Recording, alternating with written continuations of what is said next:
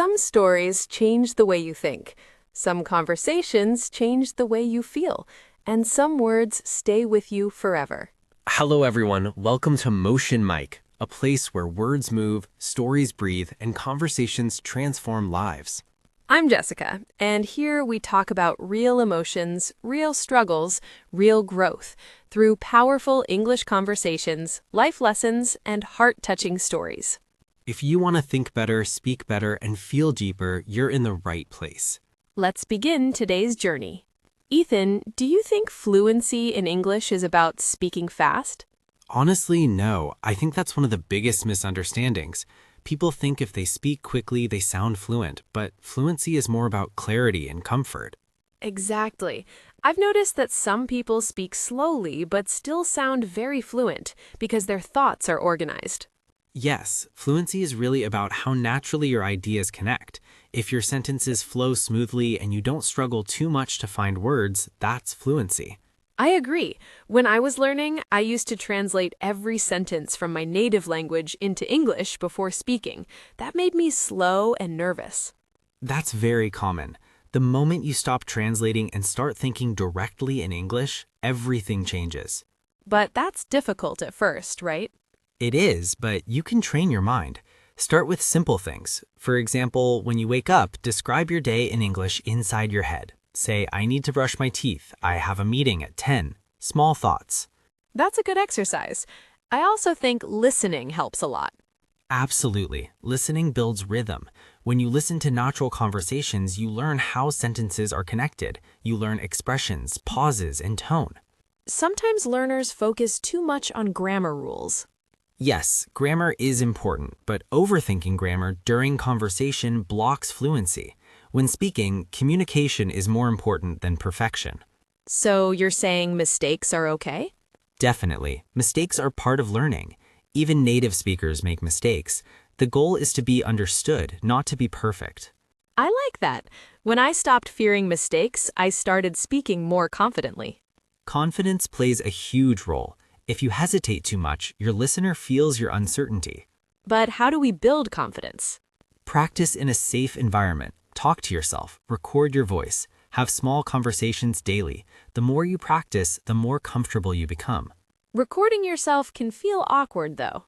It does at first, but it helps you notice your pronunciation, pauses, and repeated words. I remember I used to say and actually too many times. That's normal filler words. Instead of saying it's better to pause silently. A pause sounds more confident than filler words. That's such a simple but powerful tip. Another thing is vocabulary. Many learners think they need very advanced words to sound fluent. Yes, but sometimes simple words sound more natural.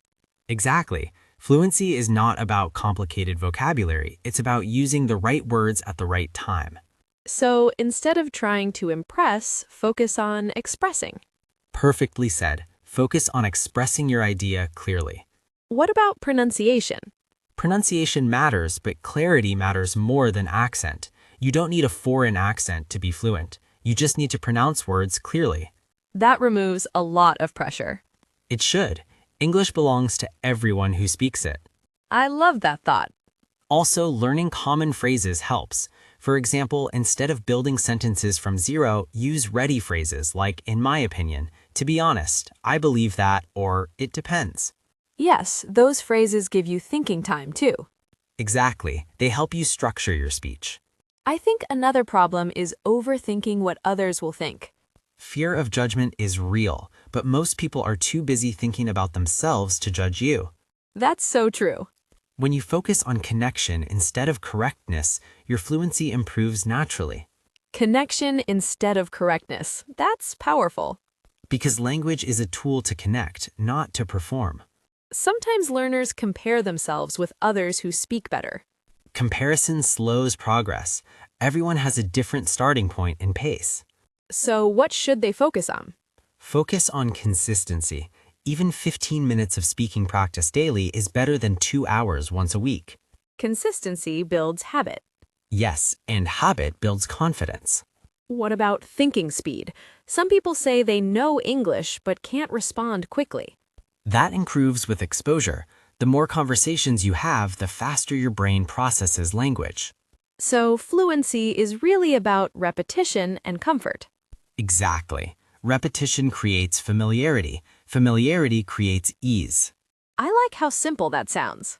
Because it is simple, we just complicate it. If someone wants to start today, what should they do first? Start speaking. Don't wait to feel ready. Speak with mistakes. Speak slowly. Just speak.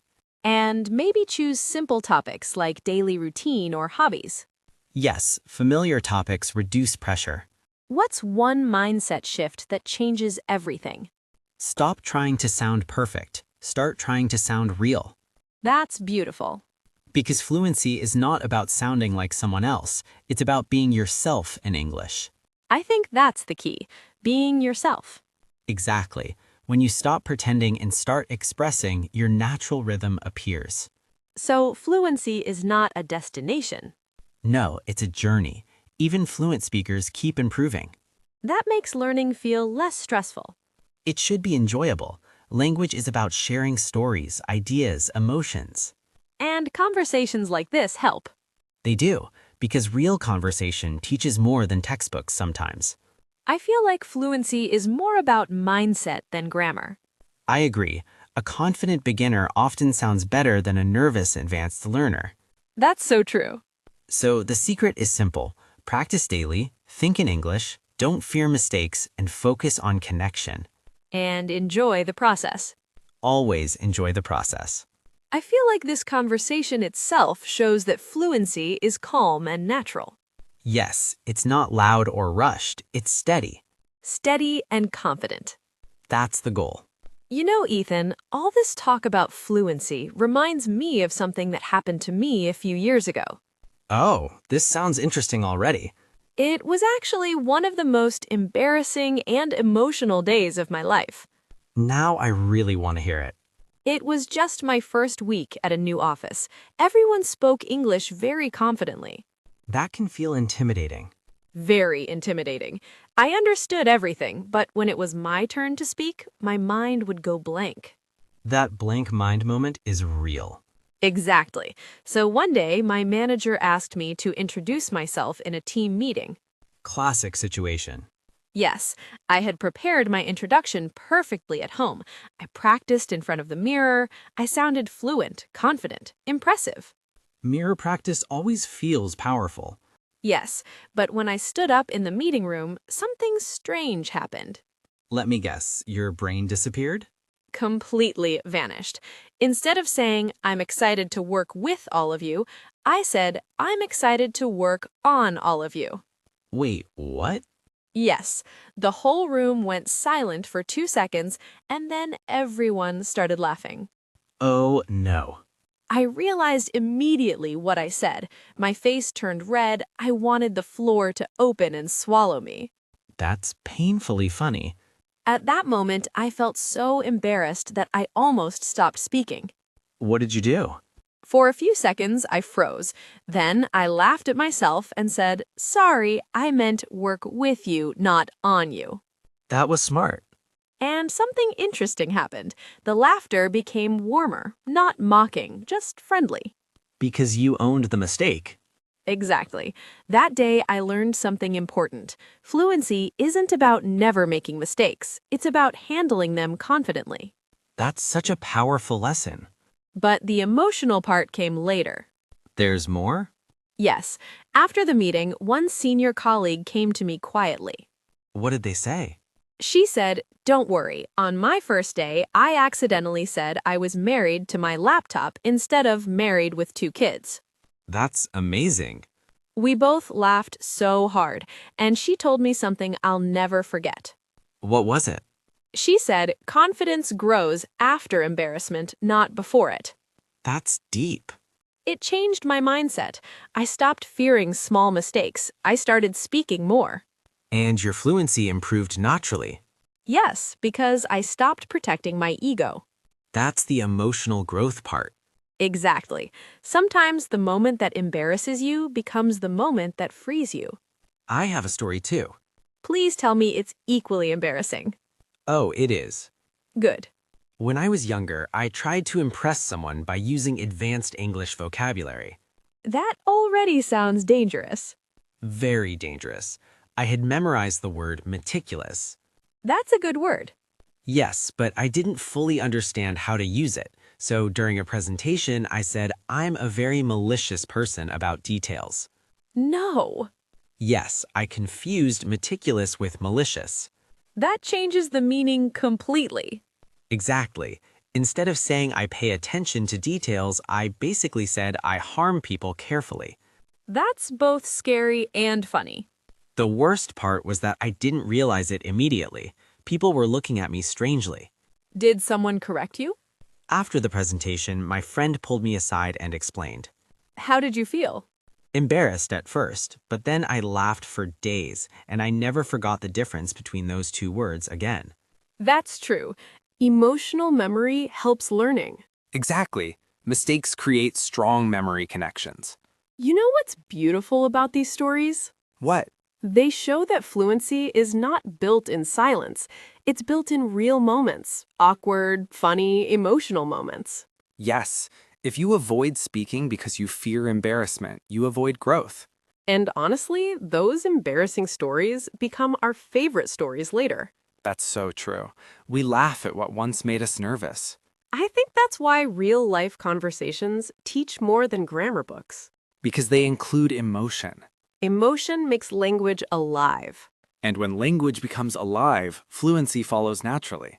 So maybe the real secret to sounding fluent is being brave enough to speak. And brave enough to laugh at yourself. And kind enough to let others make mistakes too. That creates a safe space for growth. Exactly. Fluency grows where fear reduces. I like that line. It's true, though. When fear leaves, words come. And when words come naturally, confidence builds. And when confidence builds, fluency feels effortless. It becomes part of who you are. Not something you're trying to perform. Just something you live. You know, Ethan, after that embarrassing meeting day, something inside me shifted. Shifted how? Before that day, I thought confidence came first and then fluency. But I realized it was the opposite. Confidence grows after you survive uncomfortable moments. That's powerful. So what happened after that incident? For a few weeks, I forced myself to speak more in meetings, even when I wasn't fully ready. That must have been uncomfortable. Very. My heart would beat so fast before I spoke. Sometimes I could actually hear it in my ears. That physical anxiety is real. Yes. And the funny thing is, no one else noticed how nervous I was. Everyone thought I was calm. We often feel more nervous inside than we look outside. Exactly. One day, I made another mistake. Oh no, what happened this time? I wanted to say, let's focus on the main issue, but instead I said, let's attack the main issue. That's not too bad. It would have been fine, but I said it very aggressively without realizing my tone. So it sounded intense? Very intense. The room became quiet again. Not again. Yes, but this time I noticed something different. I didn't feel embarrassed. Really? No. I paused, smiled, and said, I mean calmly focus, not attack. That's growth. That was the moment I realized I was changing. Because the fear was reducing. Yes, the fear was losing power over me. When did you start feeling truly comfortable?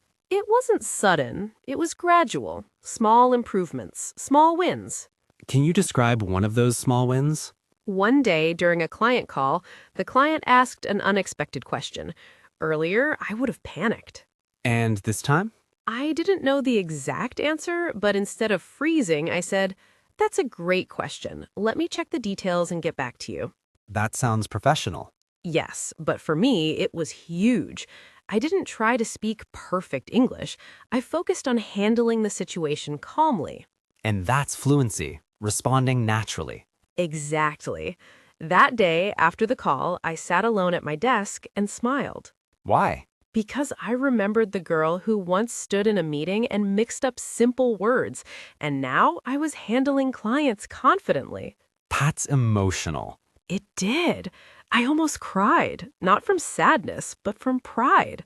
That's beautiful. But the journey wasn't only about office growth. It affected my personal life too. How so? Earlier, when I met new people, I stayed quiet. I was afraid they would judge my English. That fear limits social life. Yes, I avoided conversations, I avoided opportunities.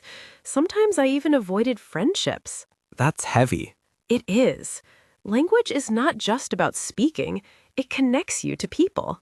When language improves, connection improves. Exactly. Once I started gaining confidence at work, I decided to challenge myself socially. What did you do? I joined a small discussion group. We would meet once a week and talk about random topics. That sounds helpful. At first, I barely spoke. I would prepare sentences in my head before saying them. That's exhausting. Very. But one evening, something unexpected happened. Tell me. We were discussing childhood memories. Everyone was laughing and sharing stories. Suddenly, without thinking too much, I shared a funny story from my school days. Spontaneously?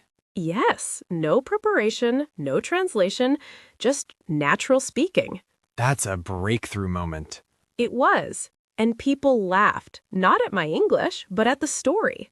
That must have felt different. Very different. For the first time, I felt like English wasn't a barrier anymore. It was just a tool.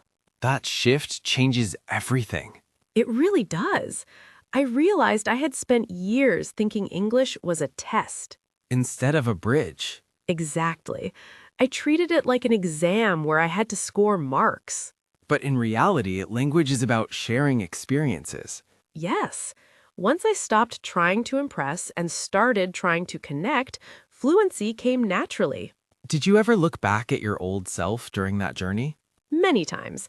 I even found an old notebook where I had written, "One day I want to speak confidently in meetings." That must have hit you emotionally. It did, because that one day had quietly arrived. Without you realizing it. Exactly. Growth feels slow while you're in it, but when you look back, it feels big. That's true for many things in life. Yes, not just language, confidence, career, relationships. You had a similar emotional moment once. What happened? Years ago, I struggled to speak during a presentation. My hands would shake so much that papers would move. I can imagine that feeling. One day after a presentation, I thought I had done terribly, but a colleague came to me and said, "You explained things clearly." Even though you felt nervous? Yes, that comment stayed with me. It made me realize that sometimes we judge ourselves more harshly than others do. That's very true. Over time, I kept speaking despite fear, and one day I noticed something. What? The shaking stopped. Just like that? Not suddenly, but slowly, without drama. That's how real change happens. Yes, quietly, gradually. You know what's emotional about this whole journey? What? It's not about learning English. It's about becoming stronger mentally. Language becomes a mirror of personal growth. Exactly. Every time we face fear and speak anyway, we grow. And every mistake becomes part of our story. And later, those mistakes become funny memories. And emotional milestones. I think sometimes I think about that first embarrassing sentence, "Work on all of you." And now? Now I'm grateful for it. Grateful. Yes, because that moment broke my fear. It forced you to grow. Exactly. Without that embarrassment, maybe I would still be overthinking every word. So the thing that hurt you helped you. Yes, and that's the emotional beauty of growth. It often begins with discomfort. And ends with confidence. If someone listening right now feels stuck or afraid to speak, what would you tell them? I would say your fear is temporary. Your growth is permanent. That's powerful. Speak anyway, even if your voice shakes, even if you mix words, even if people laugh. Because one day you'll look back and smile. Yes, and then you'll realize fluency wasn't just about language. It was about courage. And courage changes everything. You know, Ethan, when I look back now, I realize my problem was never English. What was it then? It was the fear of being seen. That's deeper than language. Yes, English was just the surface. Underneath was insecurity. Insecurity about what? about not being good enough, not sounding smart enough, not belonging in certain rooms. That's something many people don't admit. Because it's uncomfortable to admit. But when I first joined corporate life, I felt like everyone else was ahead of me. In skills or in confidence? Both. They spoke smoothly, they used business terms confidently, they seemed so sure of themselves. And you felt small? Very small. I would sit in meetings and rehearse sentences in my head. By the time I felt ready to speak, the topic had already changed. That delay creates frustration. Yes, I would go home and replay conversations in my mind, thinking, why didn't I say that? Why didn't I speak? That mental replay can be exhausting. It is. It makes you doubt yourself even more. When did you realize something needed to change? One evening, I was alone in my room after a long day. I had stayed silent again in an important discussion. I opened my laptop and watched a recording of the meeting. That must have been hard. It was painful, but something surprised me. What? When I listened carefully, I noticed that even the confident speakers made mistakes. Really? Yes, they paused, they corrected themselves, sometimes they used simple words. But you only noticed your own mistakes before. Exactly. I was holding myself to a higher standard than everyone else. That's a common trap. So that night, I wrote something in my notebook. What did you write? Progress, not perfection. That's a turning point mindset. It became my small mantra. Every time I felt fear, I reminded myself, progress. What was the first real test after that realization? A presentation. Of course. I had to present quarterly numbers to senior management. That's high pressure. Very high pressure. I prepared for days, but this time, instead of memorizing every sentence, I focused on understanding the content deeply. So you could speak naturally. Yes, I practiced explaining the data in simple language, like I was talking to a friend. That's smart. The day of the presentation, my hands were still cold. My heart was still racing. Fear doesn't disappear instantly. No, but something was different. I wasn't trying to impress. I was trying to explain. That's a big shift. Halfway through the presentation, I forgot a number. What did you do? Earlier, I would have panicked, but this time, I calmly said, "Let me double-check that figure to give you the correct data." That sounds composed. Inside, I was still nervous, but I didn't let it control my voice. And how did it end? When I finished, there was a short silence. Then one of the senior managers nodded and said, "Clear explanation." That must have meant a lot. More than he knew, because for the first time, I didn't leave the room feeling ashamed. You left feeling capable. Yes, not perfect, but capable. That's real transformation. But the journey didn't suddenly become smooth after that. There were setbacks? Many. A few months later, I had a terrible day. What happened? I miscommunicated something important in an email. My wording created confusion. That happens. But at that time, I felt like I had gone backwards. All the old thoughts came back. See, you're not good enough. Self-doubt returns quickly. Yes. That evening, I almost cried again. I felt like all my growth was fake. What stopped you from giving up? I remembered something. Growth is not a straight line. It's messy. Very messy. I corrected the mistake, apologized professionally, and moved on. That's maturity. Earlier, I would have avoided eye contact for days, but this time, I faced it. Facing mistakes builds resilience. Yes, and something deeper started happening inside me. What changed internally? I stopped tying my worth to my English. That's huge. I realized language is a skill, not identity. Many people confuse the two. I did for years. If I made a language mistake, I felt like I was a mistake. That's heavy. Very heavy. But slowly, I began separating the two. How? By talking to myself differently. So, positive self-talk? Not fake positivity, just fairness. Instead of saying, "You're terrible," I would say, "You're learning." That inner voice matters. It changes everything, because the longest conversation you'll ever have is with yourself. That's true. Once my inner voice became kinder, my outer voice became stronger. That's such a deep connection. Yes, fluency improved because fear reduced. Fear and fluency cannot grow together. Exactly. Where fear is loud, words become quiet. And when fear becomes quiet, Words find space. did you ever have a moment where you realized you had fully transformed? There was one moment. Tell me. A new employee joined our team. During her first meeting, she struggled to introduce herself. You saw yourself in her. Yes, I recognized that nervous smile, that shaking voice. What did you do? After the meeting, I went to her and said, "You did well. Don't worry, it gets easier." Just like someone once said to you. Exactly. And in that moment, I realized I had become the person I once needed. That's emotional. It was, because growth is not just about improving yourself. It's about being able to lift someone else. That's when transformation becomes complete. Yes, it wasn't about speaking perfect English anymore.